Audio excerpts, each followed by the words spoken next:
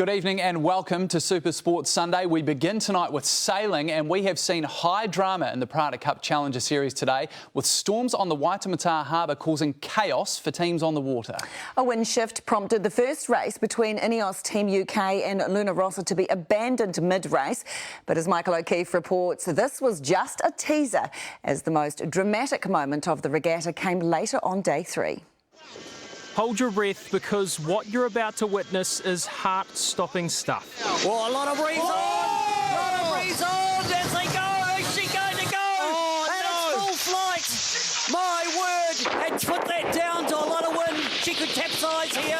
It's gone! Oh no! Dean Barker, he went to pull off a very big manoeuvre and he has absolutely lost the boat. A capsize for American Magic while in the lead against Luna Rossa, forcing them to retire and register their second DNF of the weekend. There's a man in the water. Heading into the turn, they were travelling 81 kilometres per hour as they attempted a difficult manoeuvre which they were unable to pull off. All the sailors are fitted with oxygen, so if anyone is trapped under the boat, at least they have breathing. It ended what was an already dramatic day of racing. Race abandoned. In the first race of the day, a wind shift prompted the race between Ineos Team UK and Luna Rossa to be abandoned and raced again. Blow it off, start again. When they did start again, Ineos Team UK proved they were the real deal. They trailed Luna Rossa around the first two markers before making their move around gate 3. Skipper Sabine Ainsley and tactician Giles Scott's decision to go a different way to the Italians proved a turning point. Huge downwind leg for Ineos. They built a 300-metre lead, which they protected all the way to the finish line. Sabine Ainsley makes it 4. The remarkable turnaround continuing from lamest of lame ducks in December to unbeaten and on top of the table in January. They are pumped.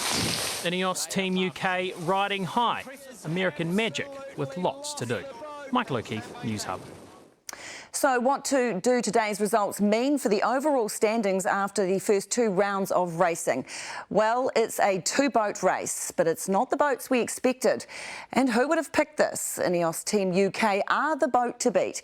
They sit atop of the table with 4 wins from 4 races. Meanwhile, Italian syndicate Luna Rossa are sitting comfortably with 2 wins on the board. However, pre-Cup favourites American Magic are winless after their first 4 races. So it'll be back to the drawing board for Dean Barker and his team, who have until next Friday to make changes before racing resumes. Windobat. With our partner Chorus, it's the AM show. OK, good morning. It looks like American Magic is dead in the water. Well, maybe it's too soon to say that, but after a dramatic capsize during their day 3 race against Luna Rossa, previously seen as the favourites. Now, well, they look like the weakest link, don't they? Joining us now for more is Sail World New Zealand editor Richard Gladwell. Richard, g'day. Good morning. Nice to have you on the programme. Greetings. This shouldn't happen. It's a massive blow to their campaign, isn't it? Well, yes, but I mean, they'll do a damage assessment today and work out where they're going. But, these sort of things have happened, in the past with, Team New Zealand in Bermuda. Ben Ainsley had a hole in the boat the size a man could climb through, and they fixed those overnight. The electrics, though, what I've gathered and what I've read is that the electrics came from the first boat into this boat, and that's where the damage may have been done.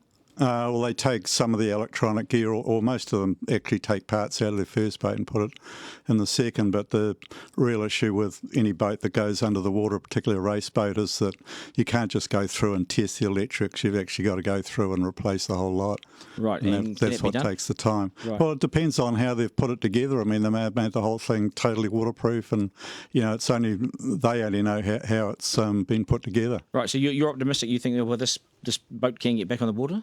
They'll have to wait till they do the assessment. I mean, you're saying the damage, it's bad, but it's been seen before.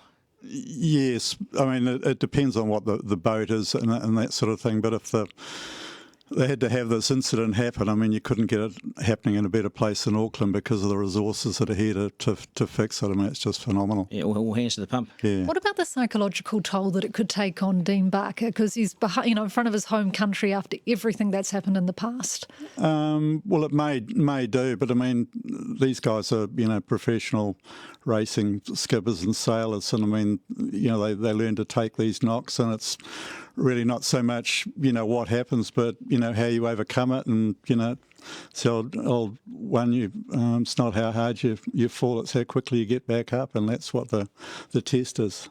Where's the balance lie between these teams working out how to sail their boats and actually improving their boats? Because I'm staggered how the UK team go from having a pig to a really good boat, or is that just they actually learn how to sail it better? No, I think there's two things that you've got to remember here is that, this is sort of really caused by COVID, because these guys should have been sailing, practice regattas in the end of April and another one in the beginning of June. And those got canned because of COVID. So the first regatta they ever sailed was in Auckland in December. So they're still learning? Oh, absolutely. So this might have less to do with technology, more to do with actually sailor skill? Yeah. It's just upskilling and learning. And the other thing that'll happen with this is that they'll all go in and they'll share the experience and, come out of it, the better. So... But, the good thing is that, all the emergency procedures work properly. They activated their emergency plan. Team New Zealand, from what I could see on the water, were the first out there. They were the first ones that came out with the flotation bags.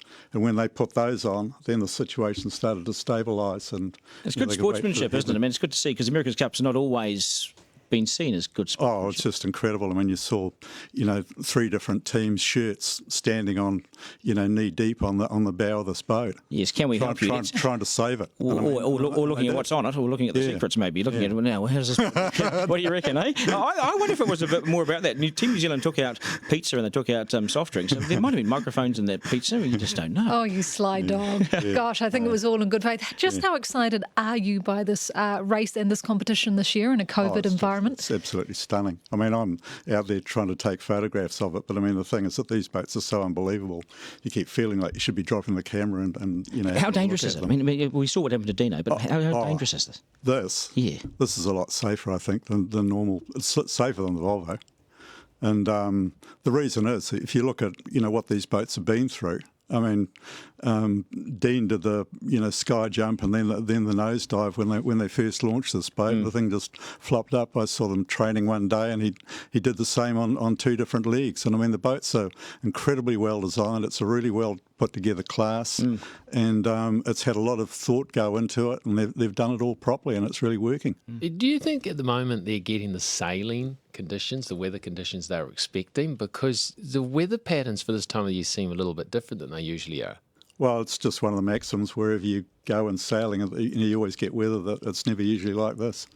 And one of the things I think that some of the teams may have done is overanalyzed the weather and then tried to mode the boats for a particular set of weather conditions. And of course, when they find that those conditions aren't there, then they've got to have a rethink about what they're doing. So very, very quickly before we head to news at 7:30, who's your money on? Who looks better than the other guy?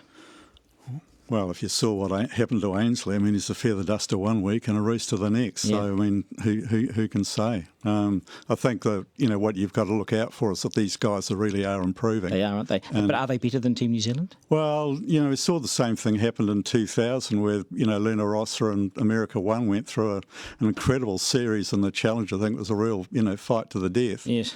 And then Team New Zealand went out and did them 5-0. It was just, I remember watching the first start of that, and it was just amazing. You think, how are these guys doing it? Don't call for a reserve day. Just stay away from reserve days. Sail World New Zealand editor Richard Gladwell. Good to see you, mate. Appreciate it. Thank you very much. On the program right now, 7:30.